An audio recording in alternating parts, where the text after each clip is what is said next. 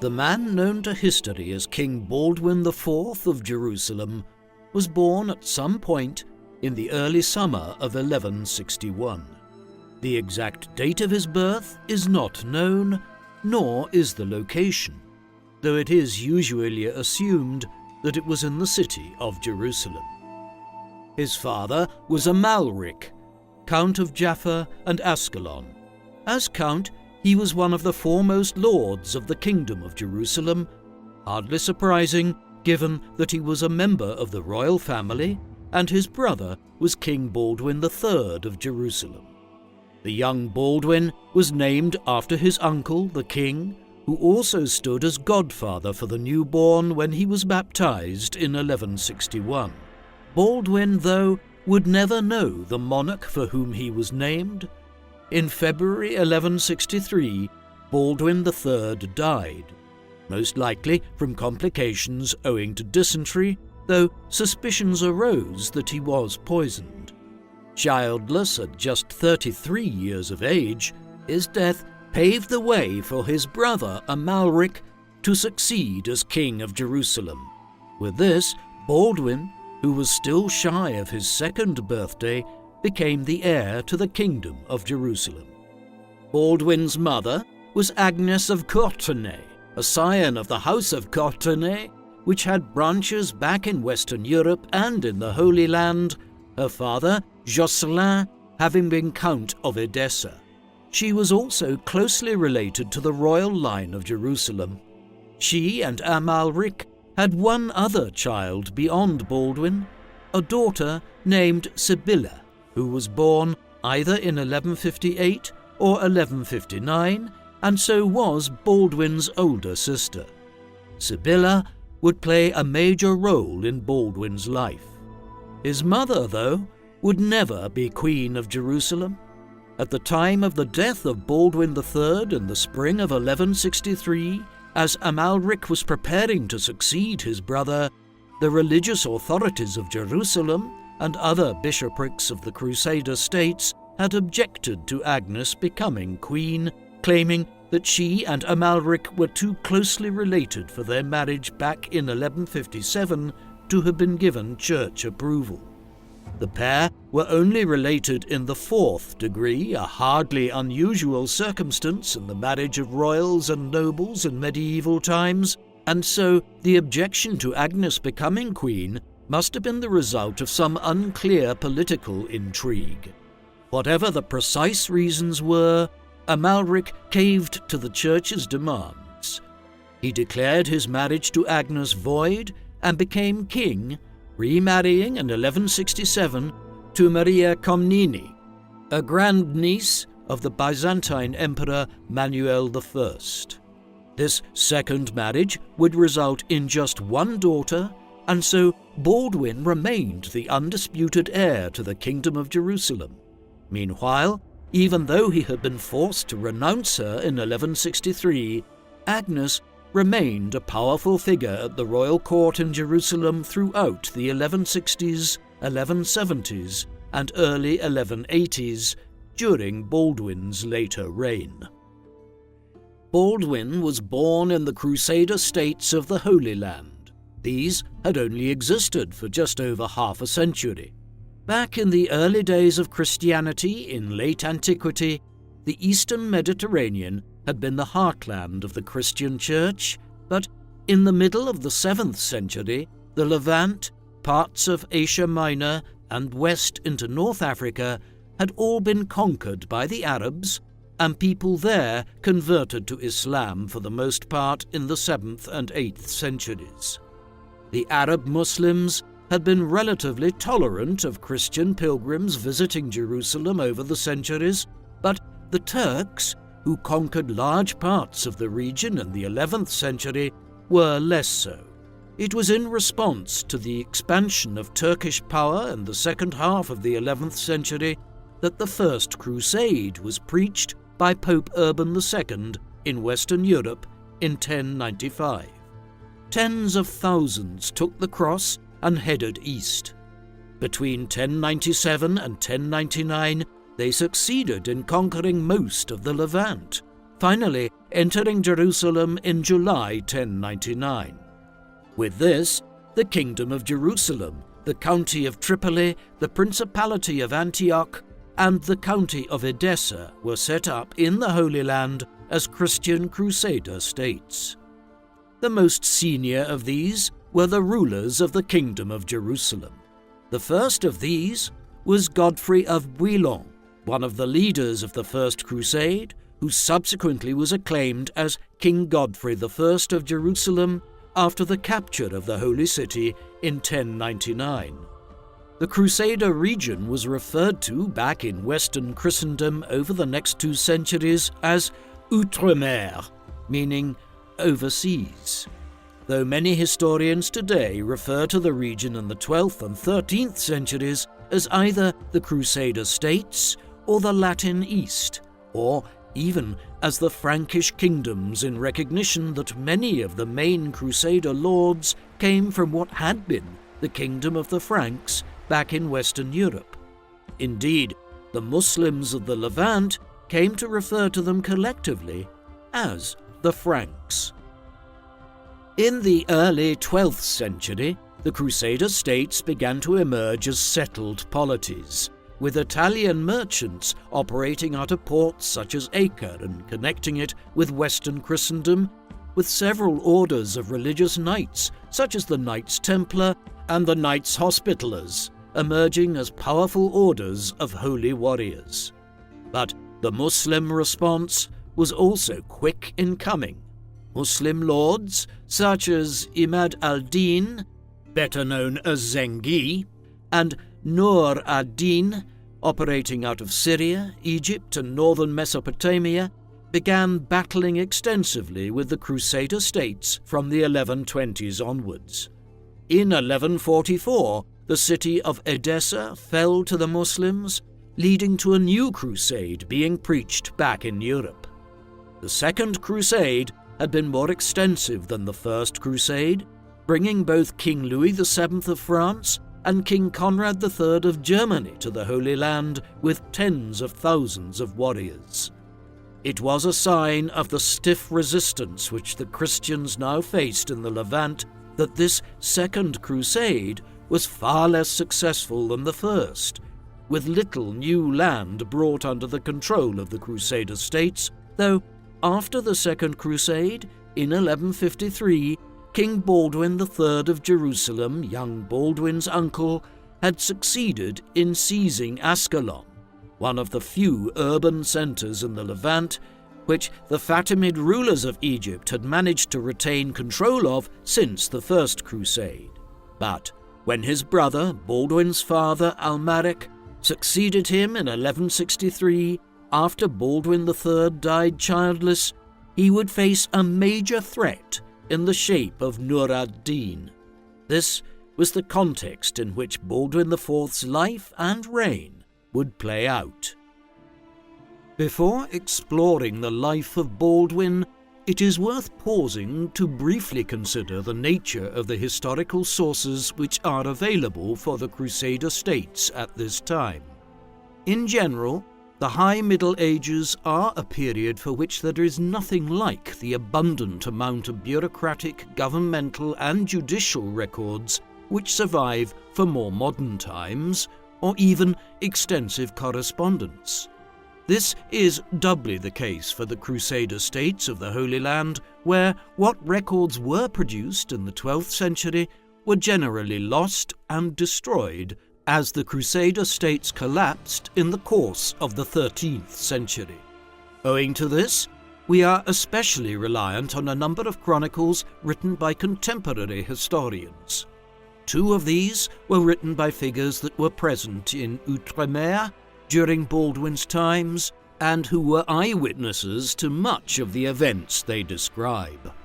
The Chronicle of William of Tyre, the Archbishop of Tyre between 1175 and his death in 1186, is especially valuable, as William was a tutor to Baldwin in his youth, played a role in diagnosing the future king with leprosy in his childhood years, and was central to the history of the Kingdom of Jerusalem throughout Baldwin's reign. Another valuable contemporary source is the Chronicle of Ernoux and Bernard the Treasurer.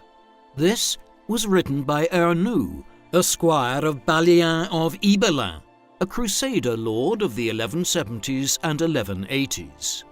Ernoux's chronicle provides a history of the Crusader states from 1100 to 1228 and is a valuable source for Baldwin's life from an individual who was a teenager there in the early 1180s. While these are the two most important sources for Baldwin's life, there are others which provide some ancillary details, notably a number of Latin chronicles written by figures in Western Europe who related the news that arrived in England, France, and other regions from the Holy Land during Baldwin's reign, while the Libellus de Expugnatione Terrae Sanctae per Saladinum, meaning roughly the Book of the Conquest of the Holy Land by Saladin, written by an anonymous knight who was present in the Holy Land in the 1180s, provides some important details on developments there in the mid-1180s, around the time of Baldwin's death. There are also numerous Arabic and Byzantine chronicles and histories of the late 12th and 13th centuries that shed light on Baldwin's reign. As such, there are a good number of different sources available for Baldwin's life, but inevitably there are still considerable limitations to what we can decipher about a monarch who lived over 800 years ago. From the sources which we have, we know a good deal about how Baldwin was brought up and educated. He would have spent much of his early life in Jerusalem, rarely venturing beyond the city in a land where the Christians held the towns and cities, but where the countryside was prone to attacks by Muslim bands. In Jerusalem, Baldwin would have grown up at a court which had more of a military feel than even those back in medieval Europe, one in which every ruler knew beyond a doubt that his primary role was to defend his state against Muslim incursions and to try to reclaim further territories for the Church, a land where even monks wore armour and carried weapons. In 1170, William of Tyre, the man who would later write a chronicle of Baldwin's reign, returned from the capital of the Byzantine Empire, Constantinople, where Amalric had dispatched him on a diplomatic mission. When he reached Jerusalem, the king appointed him as tutor to his son, as William, who by then was an archdeacon, was widely recognized as one of the most learned figures in Outremer. The dual nature of the Christian Crusader states as polities in which Christians and Muslims often lived side by side was seen in Baldwin's education in other spheres. It was an Arab by the name of Abdul-Khair who taught Baldwin to ride a horse. Baldwin's early years and education were highly significant in other respects. He was sent to live for lengthy periods of time in the household of William of Tyre, and it was while he was there that William first noticed the symptoms of Baldwin's leprosy. In later years, he recounted his discovery in the following way.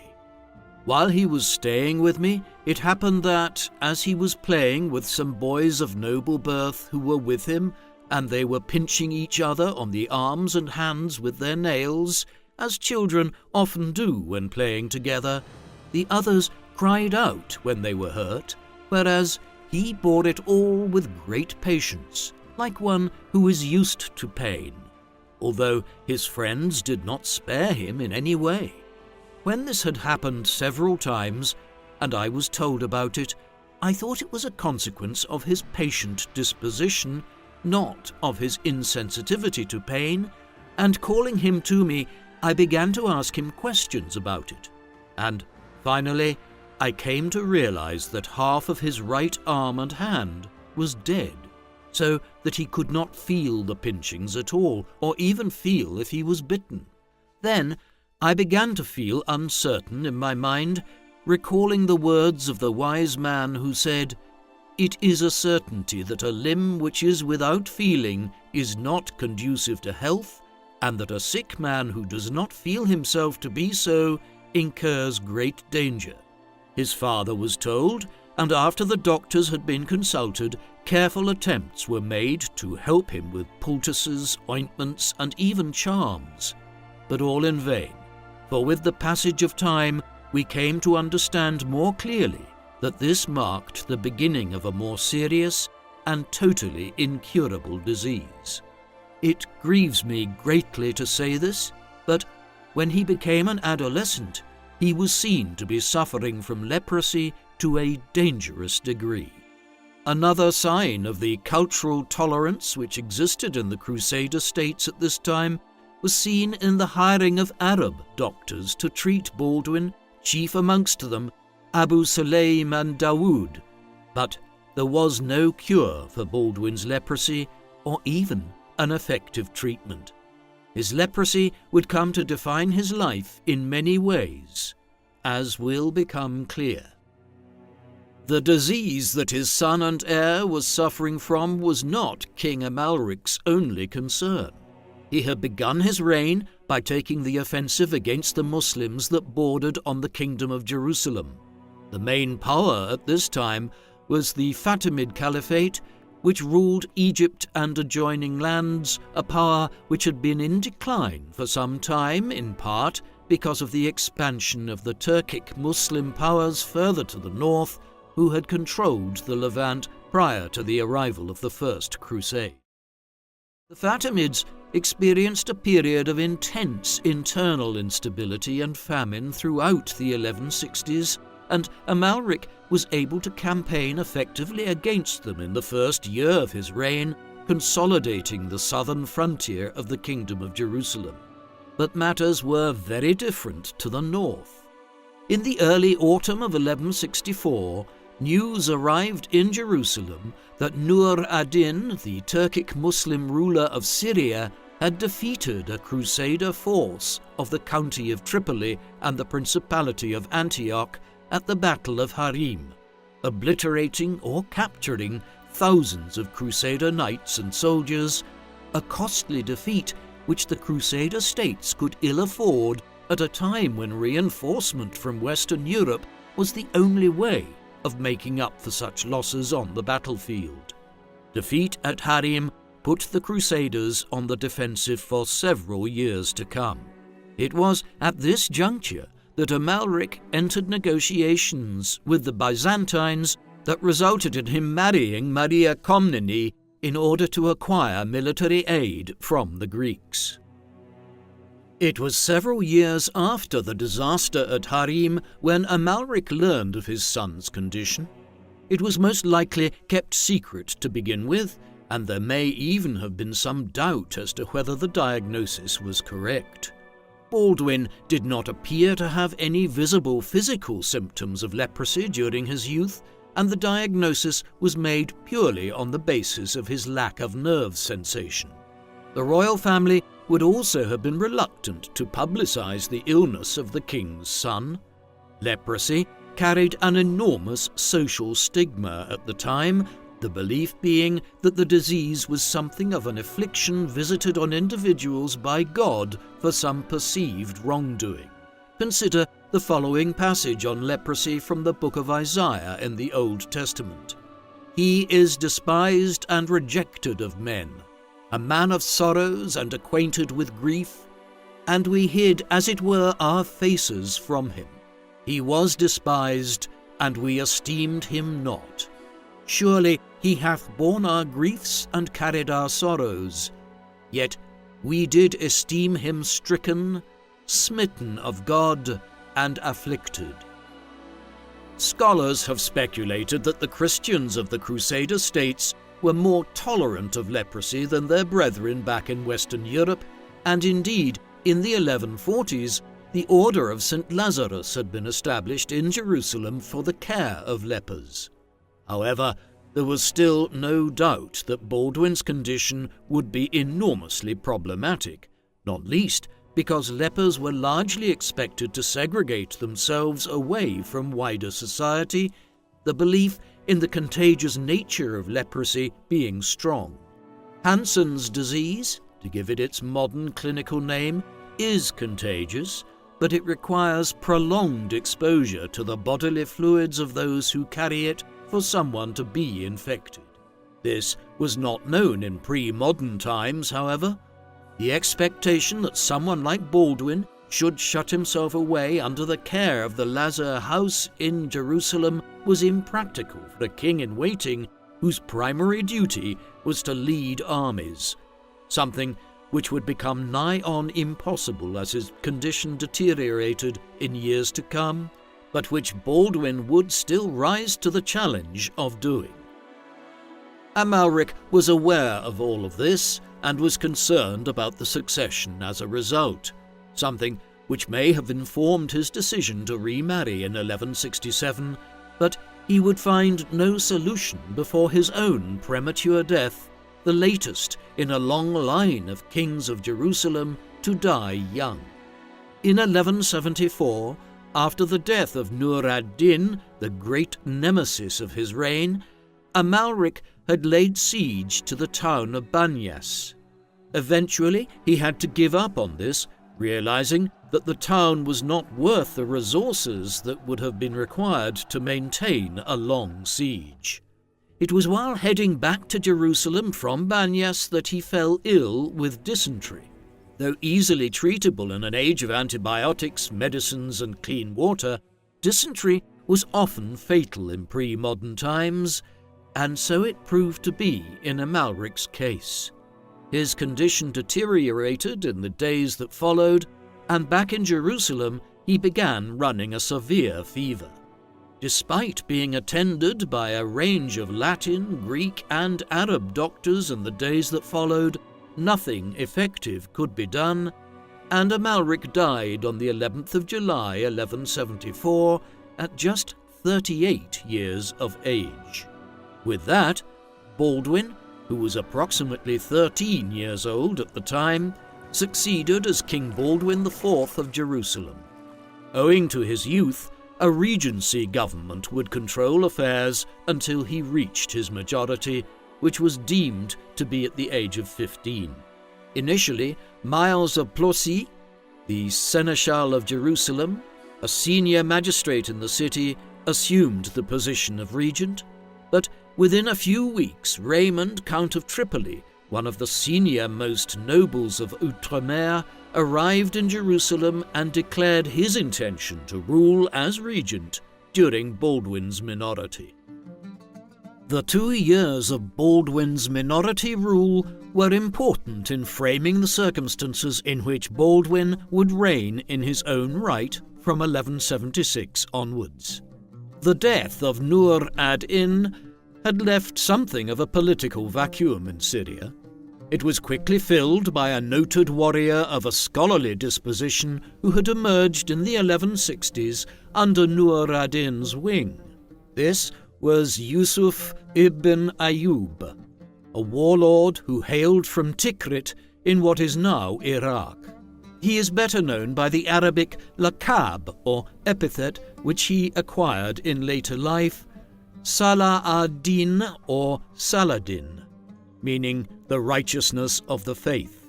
In the mid-1160s, Saladin had gone to Egypt with Nur ad-Din's blessing to shore up the Muslim position there as the Fatimid Caliphate was in crisis. In 1171, following the death of the last Fatimid Caliph, Saladin effectively brought the Egyptian Caliphate to an end and realigned it with the Islamic Caliphate in Baghdad. Then, in the mid-1170s, following Nur ad-Din's death, he seized power to a large extent in Syria as well. What this meant was that the Crusader states, and Baldwin as the chief ruler amongst them, now faced a skilled Muslim warlord who could strike at Outremer from both the north, out of Syria, and the south, out of Egypt, while also controlling much of the Arabian Peninsula. In Jerusalem, even as a teenager, Baldwin knew that the threat posed by Saladin and the Ayyubids was a major issue that would have implications for his reign. Our sources make it fairly clear that from early on in his reign he was considering the succession already and his role as ruler of Jerusalem. His leprosy precluded the possibility of marriage and of siring children of his own. He did not have a brother to whom the throne might easily descend, but unlike some Christian kingdoms back in the Latin West, women were not precluded from the succession in the Outremer. Indeed, Baldwin's grandmother, Mélisande, had ruled as Queen of Jerusalem either on her own or as a co-ruler for much of the period between the death of her father, King Baldwin II in 1131, and when her own son, Baldwin III, began to rule in his own stead in the 1150s. As a result, it was clear to many in Jerusalem that Baldwin IV's sister, Sibylla, offered a clear line of succession within the kingdom. This was further cemented in the mid-1170s when Sibylla married William of Montferrat, known by the epithet Longsword, an indication of his military prowess. It seems that Baldwin may have been preparing to abdicate in favour of William and Sibylla when William was well enough prepared for the role. However, his plan was quickly scuppered. William died in 1177, most likely from malaria, though not before Sibylla fell pregnant with a son who would subsequently be christened Baldwin after his uncle the king. In response to the death of William in 1177, Baldwin moved to appoint Reynald of Châtillon as the new regent.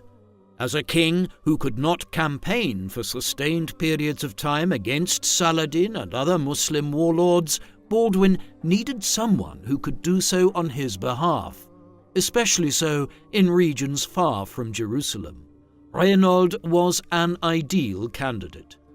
He was born in France and had only arrived in Outremer in the late 1140s as part of the Second Crusade, becoming a substantial force for a time in the Principality of Antioch during the 1150s, but in more recent years he had established himself as the most aggressive of the Crusaders' nobles, though a ruthless one who launched raids on Cyprus and the Byzantine Empire in an effort to aggrandize himself at the expense of his neighbours, be they Christian or Muslim. Around the time of Baldwin's birth in the early 1160s, Reynald had been captured by the Muslims of Syria and had spent many years in captivity. But in 1176, he had been released on payment of a large ransom.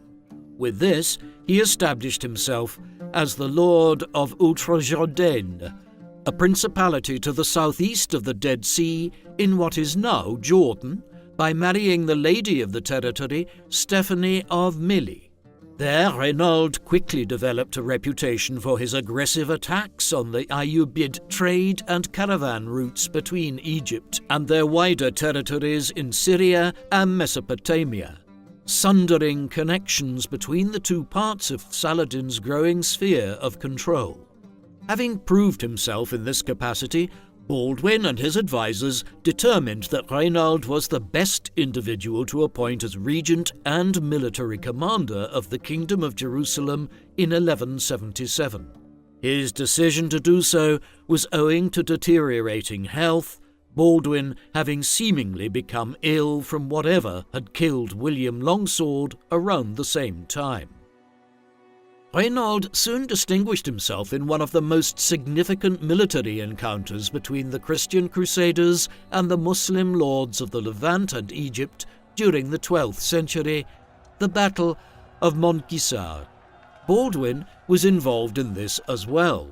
The clash took place against diplomatic efforts by Baldwin to form a new alliance with the Byzantine Empire, Manuel I Komnenos, with the aim of launching a fresh expedition into Egypt. Baldwin's efforts to do so were seemingly aided by the arrival of Philip, Count of Flanders in the Low Countries, to the Holy Land in August 1177 with extensive resources. Philip landed at the port of Acre and immediately sent word to Jerusalem to Baldwin, who was Philip's cousin. Baldwin viewed Philip's arrival as a potential mechanism to allow him to withdraw from the kingship, offering Philip the regency, but Philip refused and also balked at the idea of campaigning into Egypt. Instead, he headed to Tripoli with his forces to join up with Raymond III, Count of Tripoli, for an attack on the city of Harim in Saladin's territory in Syria.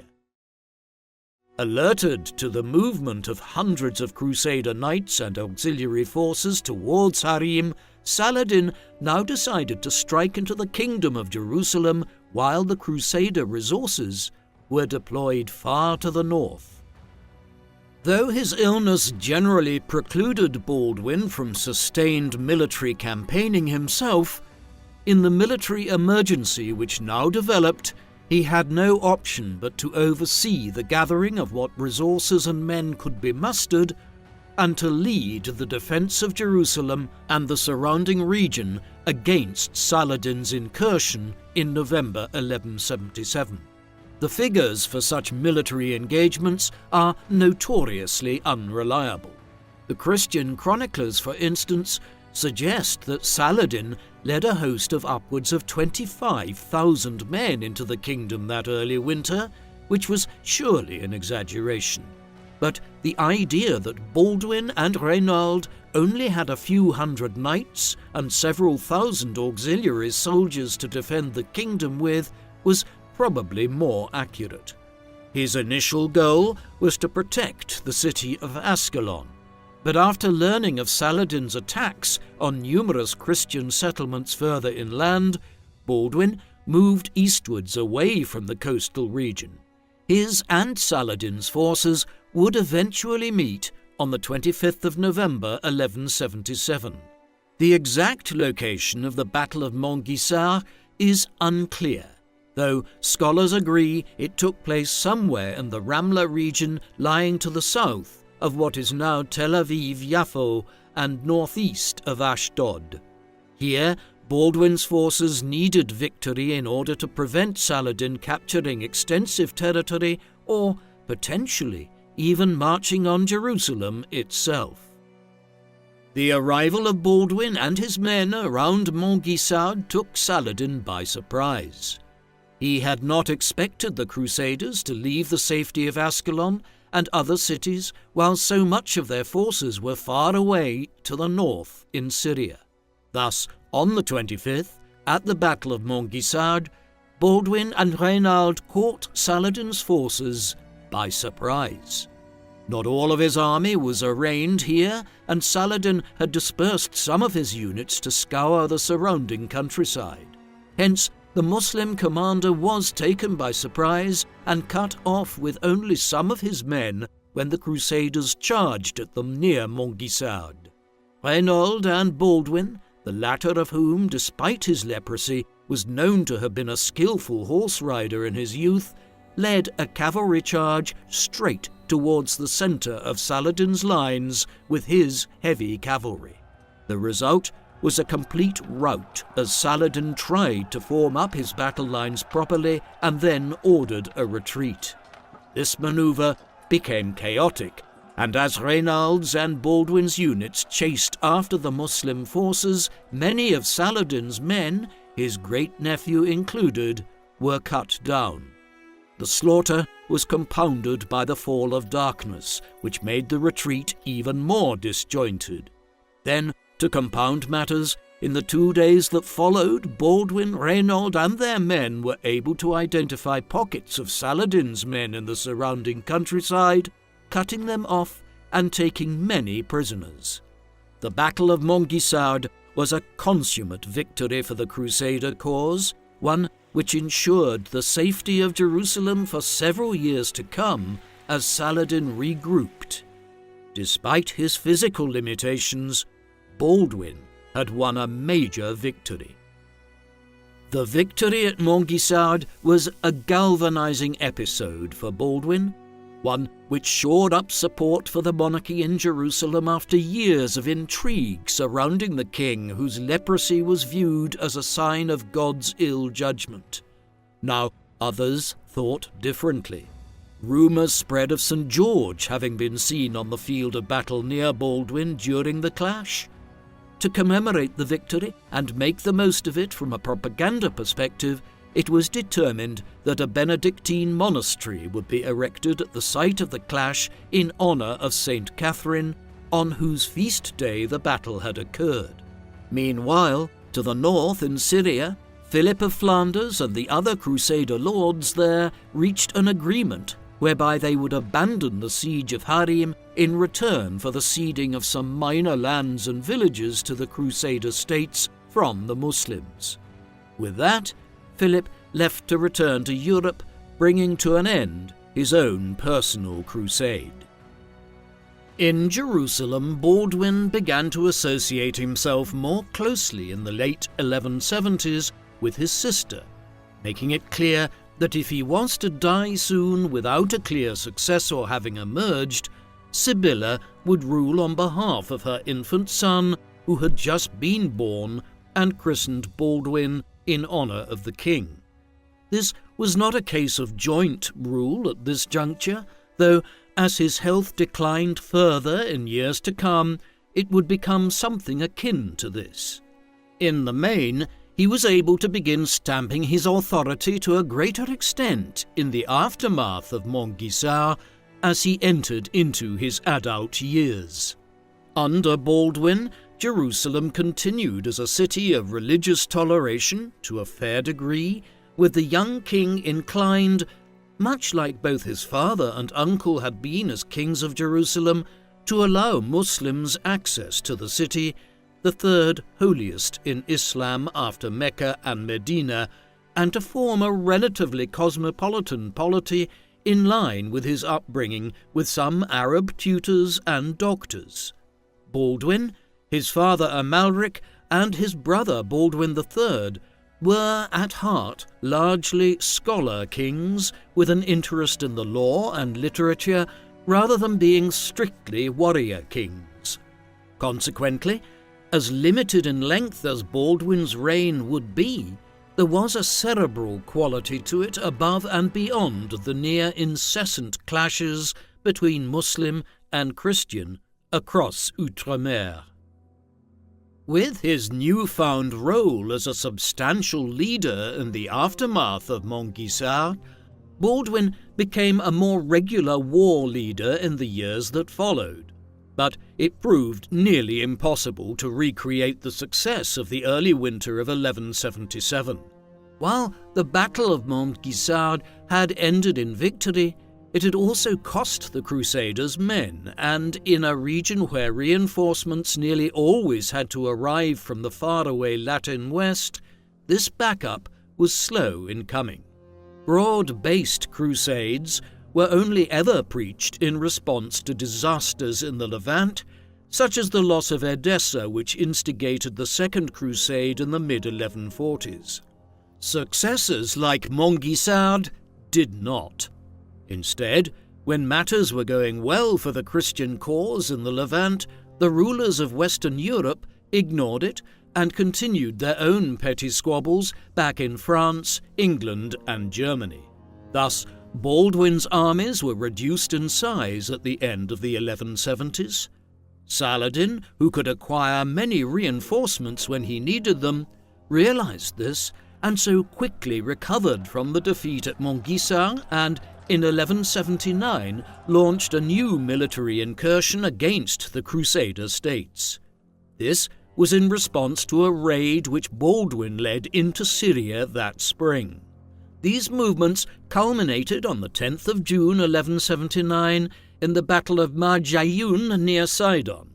Here, Baldwin and his allies, including the Master of the Knights Templar and Raymond of Tripoli, succeeded in defeating an initial Muslim force, but in the aftermath, Saladin's main force arrived and inflicted a serious defeat on the Christians. The defeat at the Battle of Montgisard was nearly fatal for Baldwin. In the midst of it, he was unhorsed, and while he was still able to ride at this juncture, he could not remount his horse unaided. In the end, the king had to be rushed from the battlefield, being carried on the back of a Crusader knight, while his personal bodyguard fought their way out of the Muslim forces that had surrounded Baldwin and his entourage. Hence, the King of Jerusalem barely escaped with his life from the battlefield. Others were less fortunate. Many Christian knights and soldiers were killed or taken prisoner. Amongst the prisoners was Odo of Saint-Amand, the Grand Master of the Knights Templar. He would die in captivity the following year. Count Raymond of Tripoli only barely escaped from the fighting. Overall, the Battle of Montgisard was a disaster for the Crusader cause, reversing the victory a year and a half earlier at Montgisard. Where Baldwin had hoped to follow up that initial success by expanding his domain, in the aftermath of Montgisard, as the 1180s dawned, the Crusaders were now on the back foot, with a dwindling amount of military resources, and were forced to adopt a defensive posture. Saladin, by way of contrast, was buoyant. After the Battle of Montgisard, he immediately moved to strike at the castle of Chastelet. Baldwin had ordered the construction of this structure the previous year, overlooking Jacob's Ford, one of the larger fords of the upper course of the Jordan River. The castle was virtually complete by the summer of 1179 and now formed an important Crusader stronghold on the main route between the Galilee region eastwards through the Golan Heights and into Syria. Unhappy with the new Christian construction, Saladin decided to destroy it just weeks after Montgisard, having previously attempted to bribe Baldwin into ceasing construction at Jacob's Ford. When that failed, and with Baldwin and the other Crusader lords reeling from the defeat at Montgisard, he initiated a siege on the 23rd of August, which lasted for just over a week, before a tunnel was successfully dug under the walls and a fire lit, collapsing the walls through a siege method known as sapping. With this, the Muslims burst into the fortress, killing many of the Crusaders and taking several hundred prisoners in another major defeat for Baldwin. The castle was left abandoned with the walls semi-collapsed, though some of their ruins are still visible today, 8.5 centuries later. The victory was also not without cost for Saladin, as an outbreak of disease occurred amongst his men after seizing Chastelet and claimed many Muslim soldiers. Back in Jerusalem, as the full scale of the military reverse which had occurred in the summer of 1179 became clear, political measures were taken to try to acquire greater support from the Latin West for the Crusader cause in the East, and to shore up the government in Jerusalem itself. At the heart of this were the royal family and a newcomer to the Holy Land, Guy of Lusignan.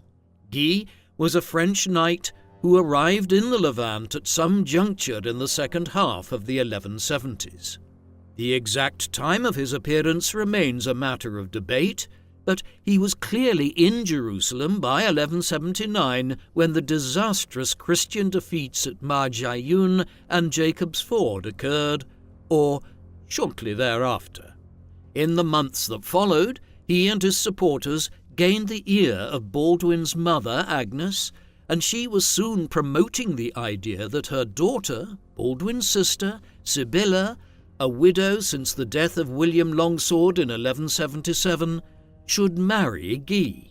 These developments came to a head in Easter week of 1180, when a marriage alliance between Guy and Sibylla was formed with Baldwin's blessing.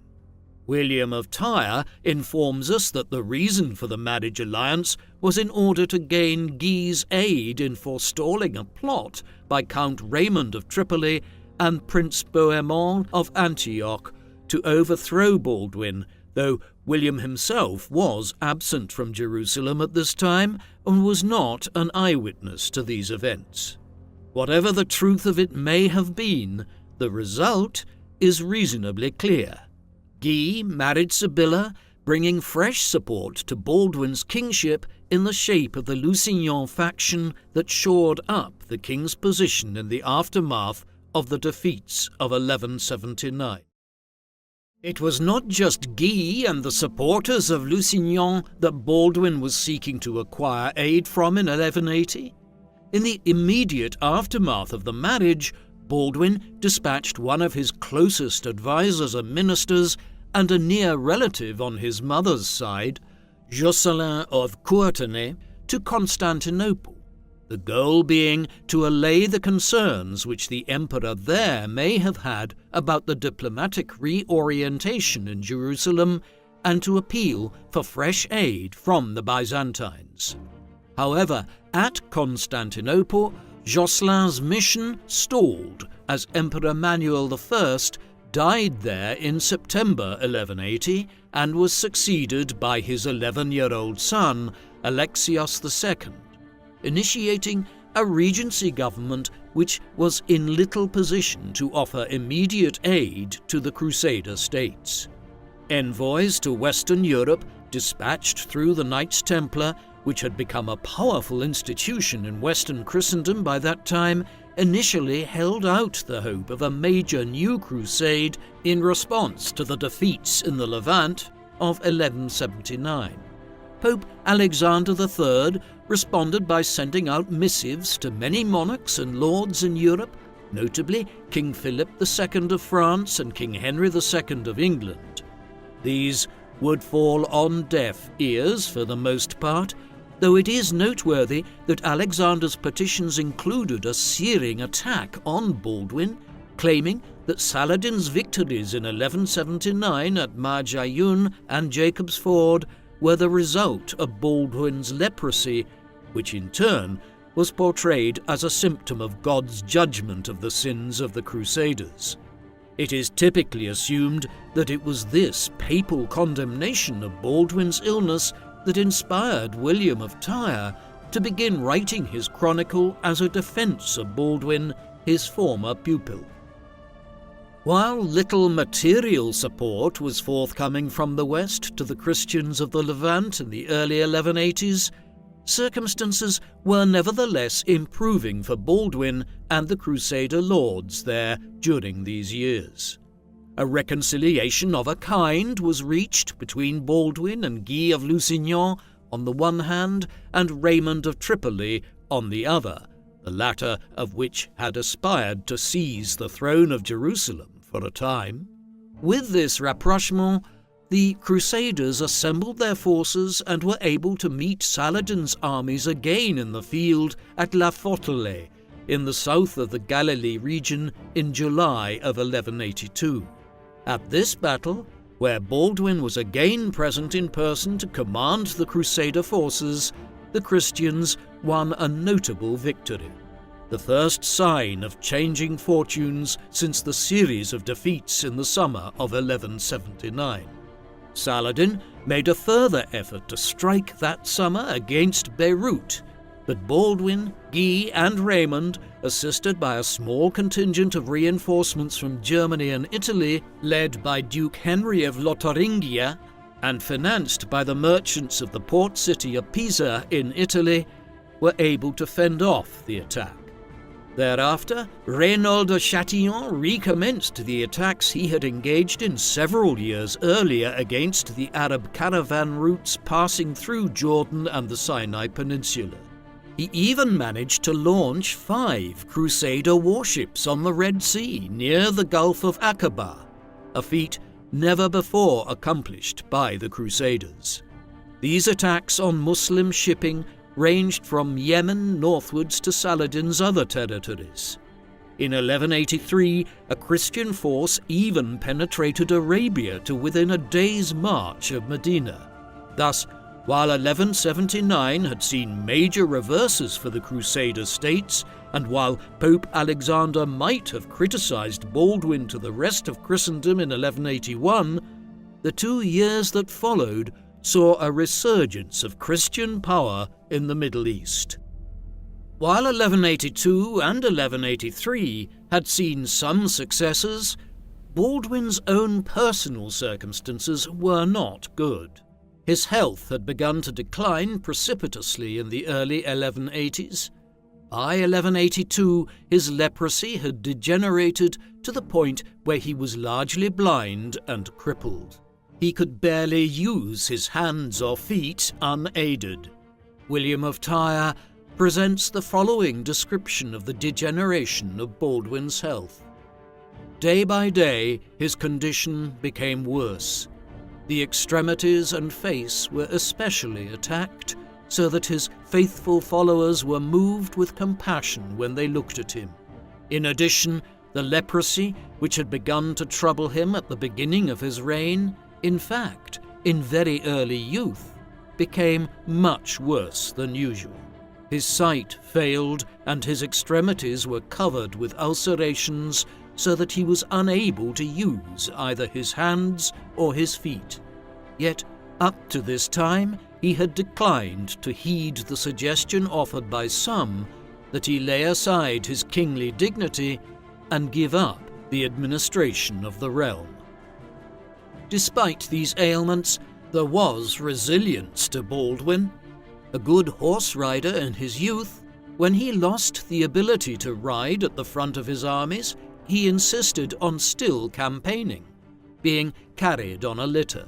In Jerusalem, he attended councils of state even when ill. These councils often focused on the problems of continuing to finance the military campaigns, and in February 1183, Baldwin was forced to impose a tax known as the Curia Generalis, a general levy of 1% of the value of property and 2% of all incomes. There is no evidence to suggest that Baldwin would have attended these council meetings wearing a mask of any kind, as some popular modern depictions of him have suggested.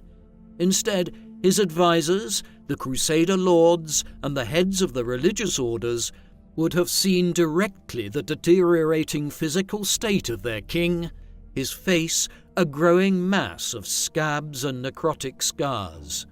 Most would have known that he did not have long left in the world. By 1184, Baldwin's situation had declined to the extent that he effectively established his nephew, Sibylla's son, Baldwin from her first marriage to the deceased William of Montferrat, as his official co-ruler.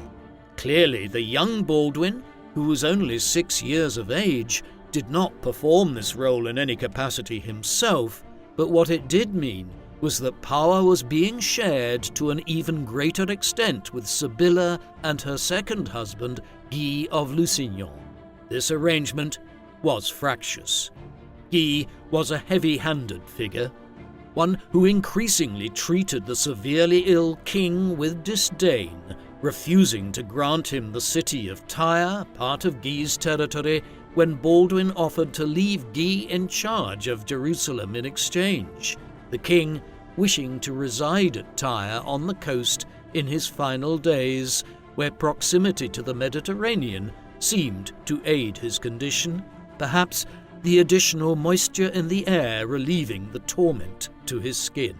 Further agitation followed when Guy's actions nearly led to the loss of Kerak Castle in Jordan, while in 1184 Guy massacred a contingent of Bedouin in the Negev region who had previously allied with the Crusaders, actions which Baldwin strongly condemned. There was one last effort made by Baldwin to secure aid from the Latin West, though, unbeknownst to Guy and others in Outremer, the mission was also launched with orders from Baldwin to consult with the Christian lords back in Western Europe on the succession to the Kingdom of Jerusalem.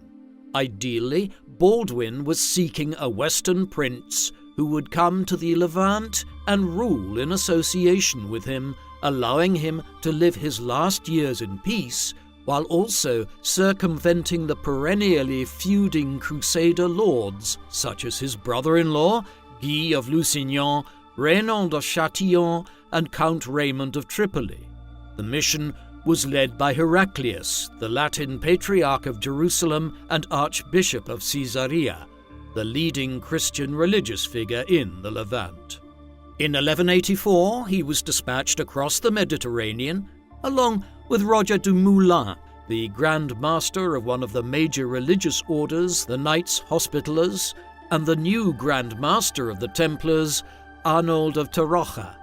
The trio took with them several relics and the keys of both the gates of Jerusalem and the doors of the Holy Sepulchre, the most holy church in the Levant, in the Christian quarter of Jerusalem. In Europe, Heraclius visited Italy, France, and England. Like many such envoys before and afterwards, he received grand promises from the monarchs and lords of Western Christendom about their intentions to head on crusade to Outremer, but they all proved lackluster. In 1185, he returned to Jerusalem with a promise from Henry II of England that he would soon follow with an army to reinforce Baldwin's position, but it never materialized. By the time Heraclius returned to Outremer, the king who had sent him to Western Europe was dead. Baldwin's rapid deterioration over the past years came to a head in 1185.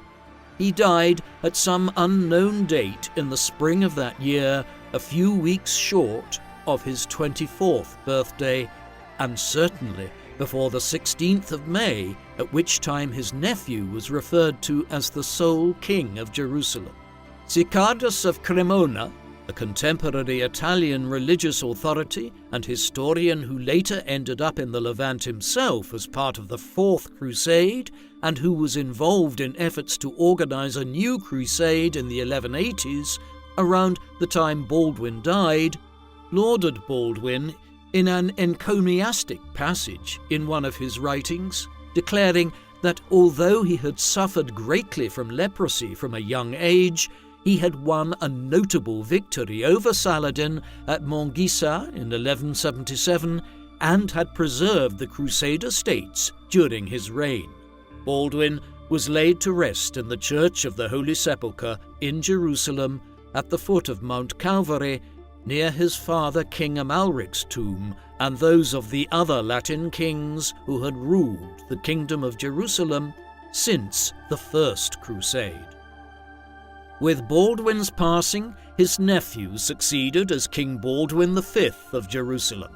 A child nearing just 8 years old, he was unable to rule in his own right, and a minority government headed by Raymond III, Count of Tripoli, was set up to govern the Kingdom of Jerusalem until he came of age. That would never happen. He was dead himself a year later, the child dying under murky circumstances in the early autumn of 1186, though many historians dispute the inference of the chroniclers that Raymond had his charge poisoned in order to become king himself. In any event, it was not Raymond who claimed the throne after Baldwin V's premature death, but instead Sibylla and her husband Guy of Lusignan stepped into the breach. The accession of Guy as King of Jerusalem in 1186 virtually guaranteed renewed war with the Muslims and Saladin, and so it proved. Clashes broke out in late 1186 and continued into 1187. These culminated in July that year in the Battle of Hattin to the west of the Sea of Galilee. In this, Saladin won a major victory and Guy was captured along with Raynald of Châtillon, who had caused Saladin such problems with the caravan routes between Egypt and Syria for the better part of a decade. While Guy was kept prisoner, Saladin had Raynald beheaded, proclaiming him to be nothing more than a bandit. With victory at Hattin and Guy imprisoned in Damascus, Saladin now marched on Jerusalem and, after a short siege of 2 weeks in late September and early October, the city fell to the Muslims after less than a century under Christian Crusader control. With this calamitous development, the call went out to Western Europe for a new crusade. The Third Crusade is arguably the most famous of them all, an engagement which pitted Richard the Lionheart, the King of England and lord of extensive territories in France, against Saladin for several years in the early 1190s. The Holy Roman Emperor, Frederick Barbarossa, was also involved, leading many to refer to the Third Crusade as the King's Crusade. However, despite the fact that it drew both Barbarossa and Richard the Lionheart to participate, the Third Crusade failed in its ultimate objective of recapturing Jerusalem for the Christians. Though the Holy City was so reclaimed 40 years later during the Sixth Crusade in 1229, this was only a brief hiatus. Ultimately, the Crusader cause was flagging by then as the monarchs and lords of Europe continued to show a greater interest in fighting each other than the Muslims of the Levant, while resources were also directed towards failed expeditions to North Africa. Beginning in the 1250s, the Crusader states lost growing amounts of territory to new Muslim lords, concluding in 1291 with the fall of Acre, the last Christian stronghold in the Holy Land. The Crusader states came to an end 2 centuries after they were first established. Baldwin IV's reign as King of Jerusalem was highly complex. He succeeded as the ruler of the kingdom when he was barely a teenager and with the added complication of suffering from leprosy. It was clear from early on that he would never produce an heir, and so a succession crisis always overshadowed his time as King of Jerusalem. But despite these limitations, his time as king was successful in some respects. In particular, the Crusader victory at the Battle of Montgisard stalled the Muslim advance against the Crusaders in the 1170s, as did some further military successes in the years that followed. Baldwin earned the respect of his contemporaries for overseeing these efforts, but there was never any doubt that his reign was going to be a brief one. In the end, he died at just 23 years of age. When he did, a fresh series of crises struck the Crusader states in quick succession, notably the death of Baldwin V, the defeat at Hattin, the imprisonment of King Guy by Saladin, and the loss of Jerusalem. It was only with the fall of Jerusalem that Western Christendom awoke to the scale of the threat posed by Saladin in the Levant. Had they provided aid and launched a Third Crusade earlier during Baldwin's reign, one wonders whether Jerusalem would have fallen and how the history of the Crusader states might have been different. What do you think of King Baldwin IV of Jerusalem? Do you think, if he had not been ill and had lived longer, that he might have been able to galvanize the Crusader states and have prevented the fall of Jerusalem to Saladin? Please, let us know in the comments section. And in the meantime, thank you very much for watching.